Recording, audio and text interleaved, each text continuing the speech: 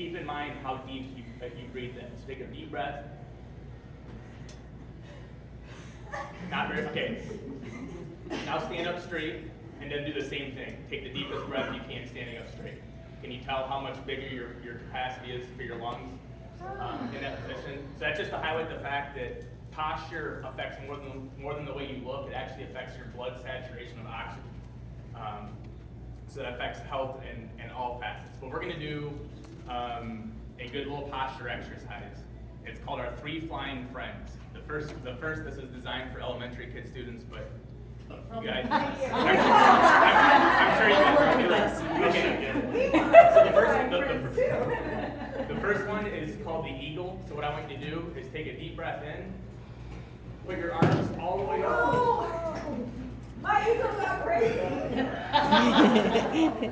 And then exhale out and come back down.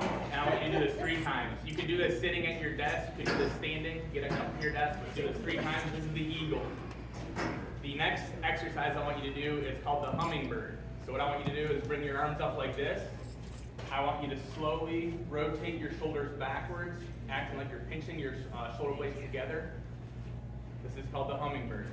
You can start also laterally flexing side to side while doing this. This is also a good exercise. This is going to help with your posture.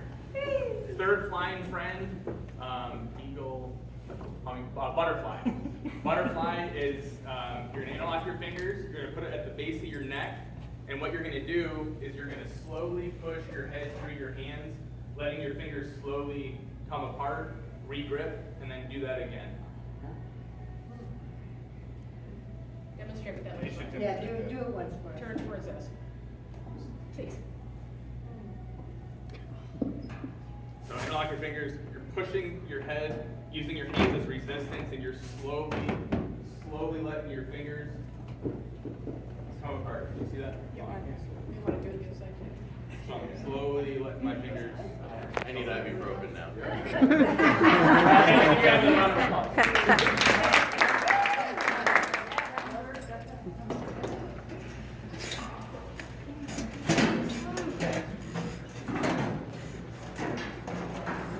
Okay, so what's gonna make everybody look, feel, and act older than they are, more than wrinkles or gray hair? It's gonna be poor posture. So, and it affects more than just the way you look.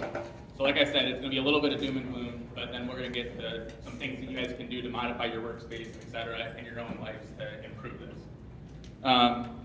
One more stat I just want to give. So women who sit 6 hours per day are 94% more likely to die than women that sit 3 or less hours per day. So just another 94% more likely.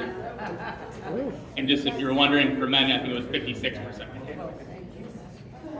You mean at earlier age? What was that? You mean sooner or at an earlier age? Yeah. Like in terms of your risk of death is 94% increased. Well, risk as in what time? Yeah. Because everybody's gonna go sometime. Unless rapid. That's right, Dale. Oh, what do you think if you don't have Okay. it? Correlation. It's like a ratio. Yeah, it's like okay. We'll get back to that.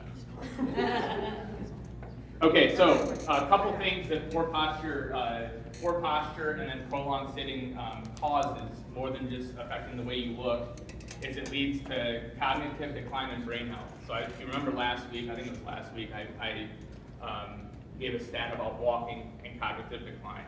So bottom line is we're doing way too much sitting. First off, how many of us does our job require us to do a lot of sitting? So a fair number of us. Poor posture, it causes cognitive decline. We have decreased oxygen delivery to your brain, which leads to degeneration of a specific area of your brain, which then can lead to dementia, early onset cognitive decline, things of that nature. It also will cause organ disease. This is again due to the relationship of posture with your blood oxygen saturation. So you have decreased oxygen delivered to your tissues, This decreases your ability of your body to eliminate toxins in cellular waste, and this leads to organ disease. This also leads to abnormal wear and tear, and we're going to look at this in a second, but with specificity to your neck.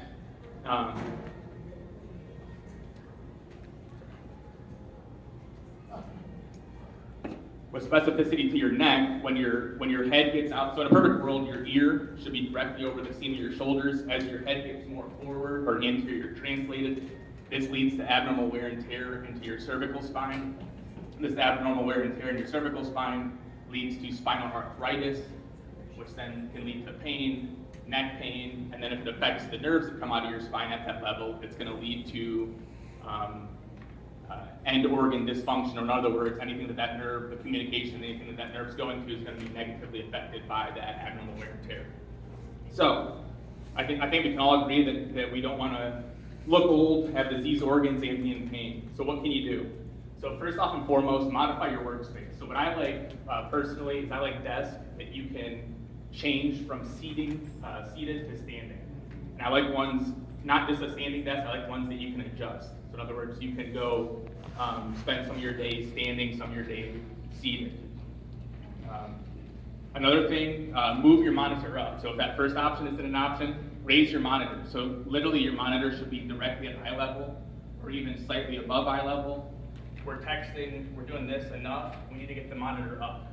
If you're looking down even a little bit for 8 hours a day, 40 hours a week, for 30 years of your life, it's going to lead to issues.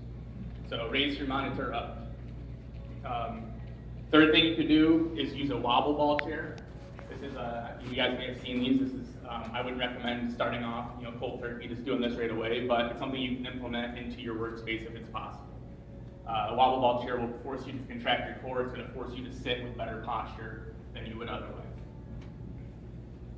Number two, after modifying your workspace, move more. So like I said, how your brain gets nutrients, oxygen, etc. is by movement.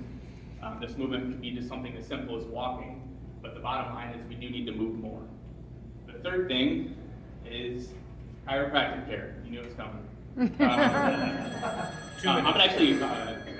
going to go over, and so in my office what we do is we use a software that actually analyzes your posture, and it's one of the tools that we use to monitor your progress as you go through care.